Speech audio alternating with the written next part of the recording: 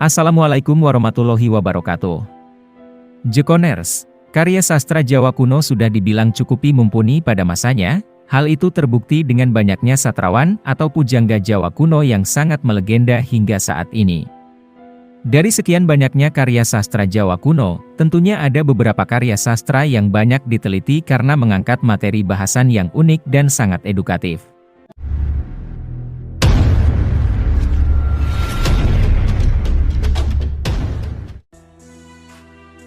Selain karya-karya yang menyuguhkan bahasan tentang ilmu kehidupan, tak jarang beberapa karya sastra Jawa kuno juga terdapat pesan agama yang tersirat.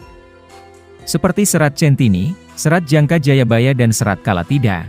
Sampai saat ini ketiga kitab tersebut masih menjadi sumber yang menarik untuk didiskusikan. Mimin mencoba mengulas ketiga kitab tersebut dari sudut pandangan Mimin. Jika Mimin salah mengartikan, mohon dimaafkan dan dikoreksi dengan menulis di kolom komentar. 1. Serat Centini. Serat Centini atau juga disebut Suluk Tambang Laras atau Suluk Tambang Raras Amongraga ini adalah salah satu karya sastra terbesar dalam kesusastraan Jawa Baru. Di mana, di dalam Serat Centini ini banyak berisikan segala macam ilmu pengetahuan bahkan kebudayaan Jawa. Serat Centini ini disampaikan dalam bentuk sebuah tembang atau suluk. Menurut juru tulis resmi dari Istana Mangkunegaran pada masa pemerintahan Mangkunegara VII yakni R.M. Asumahatmaka, Serat Centini digubah atas kehendak dan perintah Kanjeng Gusti Pangeran Adipati Anomputra dari Sunan Pakubuwana IV yang kala itu bertahta sebagai Sunan Pakubuwana V di Surakarta. Kala itu, sangkala Serat Centini berbunyi tentang paksa suci Sabdaji yang mempunyai arti tahun 1742 atau tahun 1814 Masehi. Merujuk pada tahun tersebut bisa dipastikan bahwa Serat Centini berada dalam masa pemerintahan Sunan Pakubuwana IV atau 6 tahun menjelang dinobatkannya Sunan Pakubuwana V. Apabila dilihat dari catatan sejarah tentang naik tahtanya seorang raja, Pakubuwana IV mulai bertahta sekitar tahun 1741 pada penanggalan kalender Jawa. Sedangkan Pakubuwana V diketahui mulai bertahta pada tahun 1748 pada penanggalan kalender Jawa. Sementara, kitab Jatiswara yang bersangkala Jati Tunggal Suara Raja dengan menunjukkan 1711 tahun Jawa, hal ini menandakan masih di zaman pemerintahan Sunan Pakubuwana III, merupakan kitab yang digunakan sebagai kitab sumber dari Serat Centini. Namun, hingga saat ini belum diketahui siapa yang mengarang kitab Jatiswara tersebut. Sedangkan menurut Kamil Hamid Baidawi dalam bukunya yang berjudul Sejarah Islam di Jawa, Menelusuri Genealogi Islam di Jawa, 2020, menunjukkan bahwa Serat Centini ini ditulis pada kisaran abad ke-19 oleh 3 abdi Keraton Kasunanan Surakarta. Masing-masing yakni Kyai Yasadipura, Kyai Ranggasutresno serta Raden Ngabehi Sastradipura. Secara umum, Serat Centini tersebut banyak membicarakan tentang Syekh Amongraga sebagai salah satu keturunan dari Sunan Giri. Di mana, ia melarikan diri tak lama setelah Keraton Giri diserang oleh tentara Sultan Agung yang kala itu dibantu Pangeran Pekik dari Surabaya. Dalam pelariannya itu, Syekh Amongraga bersembunyi dari satu pesantren ke pesantren lain sambil mempelajari Islam. Meskipun banyak mengutip tentang kitab-kitab yang menjadi kepustakaan agama Islam, tetapi Serat Centini juga memberikan cerminan tentang dunia batin masyarakat Jawa seperti ilmu kebatinan, benda-benda pusaka, seni karawitan, tari-tarian, horoskop, pertanian hingga cerita-cerita kuno yang pernah dikenal. Itulah mengapa, hingga saat ini Serat Centini menjadi sebagai salah satu serat yang paling banyak disebut dalam kitab-kitab klasik yang masih dipelajari di beberapa pondok pesantren. 2. Kitab Jangka Jayabaya. Kitab yang lebih dikenal dengan sebutan Kitab Ramalan Jayabaya ini tak lain merupakan salah satu warisan tradisi Jawa yang dipercaya ditulis oleh Jayabaya, seorang raja dari Kerajaan Kediri. Raja Jayabaya memerintah pada kisaran tahun 1135 hingga 1157 Masehi. Di bawah pemerintahannya tersebut, Kerajaan Kediri mengalami perkembangan yang sangat cepat dan pesat. Ramalan ini sangat terkenal di masyarakat Jawa hingga dilestarikan secara turun-temurun oleh para pujangga pada masa itu.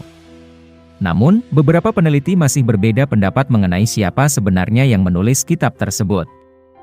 Bahkan ada yang berpendapat bahwa kitab yang berisikan ramalan Prabu Jayabaya tersebut sebenarnya bukan murni ramalan dari beliau. Hal itu merujuk dari sumber ramalan yang berasal dari kitab Asrar, Musarar, karangan Sunan Giri Prapen atau Sunan Giri ketiga yang dikumpulan pada tahun Saka 1540 atau 1615 Masehi. Di mana kitab itu memiliki selisih 5 tahun dengan selesainya kitab Pararaton yang berisikan tentang sejarah Majapahit dan Singasari.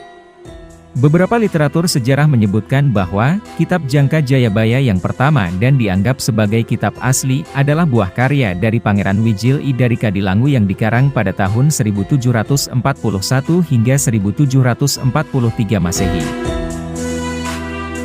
Pujangga yang masih keturunan Sunan Kalijaga ini juga menguasai wilayah Perdikan yang berkedudukan di Kadilangu, Demak.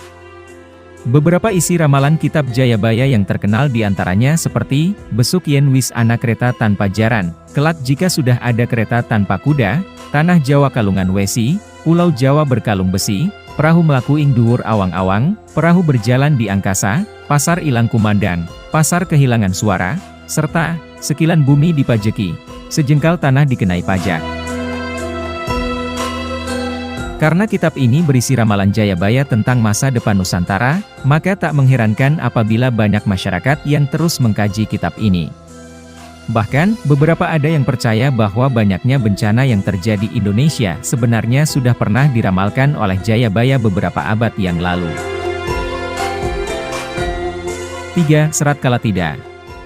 Raden Ngabehi Ranggawarsita adalah sosok pengarang karya sastra berbahasa Jawa yakni Serat Kalatida berupa tembang Macapat. Salah satu karya sastra yang sangat ternama ini ditulis kurang lebih pada tahun 1860 Masehi. Karena kepopulerannya, banyak masyarakat Jawa yang masih hafal paling tidak satu bait pada syair ini. Diketahui, Serat Kalatida hanya terdiri dari 12 bait dalam metrum sinom dan keseluruhan serat tersebut ditulis dengan menggunakan aksara Jawa atau yang lebih dikenal Hanacaraka Gagrak Surakarta. Serat Kalatida sendiri terbagi menjadi 3 bagian, masing-masing yakni bagian pertama adalah bait 1-6 yang berisikan tentang kondisi dan keadaan masa Ranggawarsita. Bagian kedua adalah bait 7 yang menceritakan tentang sebuah ketekadaan dan sebuah bahan introspeksi diri dan yang terakhir bagian ketiga yakni bait 8-12 yang berisi sikap seseorang yang taat dengan agama di dalam masyarakat. Secara harfiah, Kalatida berarti zaman gila atau zaman edan sama seperti apa yang ditulis oleh Ranggawarsita.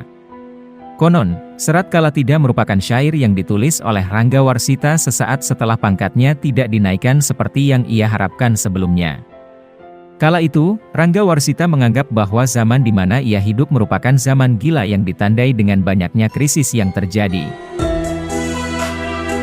Kala itu, Ranggawarsita tak lain merupakan seorang pujangga kerajaan di Keraton Kasunanan Surakarta. Pasalnya, ia adalah pujangga panutup atau berarti sebagai pujangga terakhir. Di mana, setelah itu sudah tidak ada pujangga kerajaan lagi. Dalam Serat Kalitada terdapat bait yang hingga kini sangat familiar di telinga masyarakat Jawa, tepatnya bait tersebut berada di bait ke-7 Serat Kalitada. Amanat syair itu bisa diringkas menjadi satu bait yang berbunyi, Amenangi zaman edan, euhaya ing pambudi, melu edan noratahan, yentan milu anglakoni, boya kaduman melik, kaliren wekasanipun, dilalah kersa Allah, begja-begjane kang lali, luih begja kang eling lawan waspada. Yang diterjemahkan bebas adalah berada pada zaman gila, serba salah dalam bertindak. Ikut-ikutan gila tidak tahan, tetapi kalau tidak mengikuti arus, tidak kebagian, lalu, jatuh miskin pada akhirnya. Tetapi Allah Maha Adil. Sebahagia-bahagianya orang lalai, akan lebih bahagia orang yang tetap ingat dan waspada. Selain itu, Serat Kalitada dianggap tidak berbeda jauh dengan kitab Jayabaya, yakni sama-sama berisikan beberapa ramalan tentang masa depan Nusantara.